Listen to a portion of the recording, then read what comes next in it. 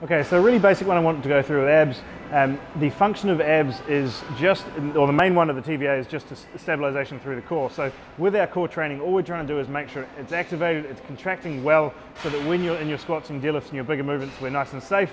You know that abs are made in the kitchen if you're doing that stuff properly. Core training is really just an accessory work on top of what we're already doing, unless we've gone through that coaching specifically and we want to do more work. So for this exercise with Maya, I'm just going to show you how to do this effectively, make sure that we're getting a great range of motion for the abs and keeping it nice and safe on the lower back. So if you lie back on that machine, on the BOSU, all I want you to focus on doing is chuck your thumbs on your rib cage, your pinky on your pelvis, and all we're trying to do here is pull the belly button towards the spine and crunch those 2 points together. So as long as those hips stay still, you're not dropping the hips, we're crunching down towards your pelvis as much as you can and pulling that in. Cool, and then extend back.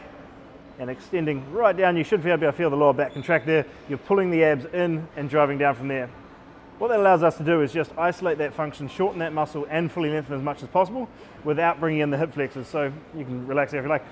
Where that position is always using, most exercises of the core, you're doing leg raises, you're doing whatever else, it becomes so much flexion at the hips that your TVA, your abs are actually they're just stabilizing. You end up doing more of the work happening at your hip flexors. So a really good exercise just to isolate the function of the abs in flexion as opposed to just stability, and really make sure that they're functioning well. So it keeps the lower back nice and safe, keeps the hip flexors out of it, and you can get the work done in 10 reps pretty well if you're controlling that. So you can see the big focus there with tempo is making sure there's no swinging happening, you're getting that full range of motion, and you can pull that, you're drawing the core in and getting that contraction at the top.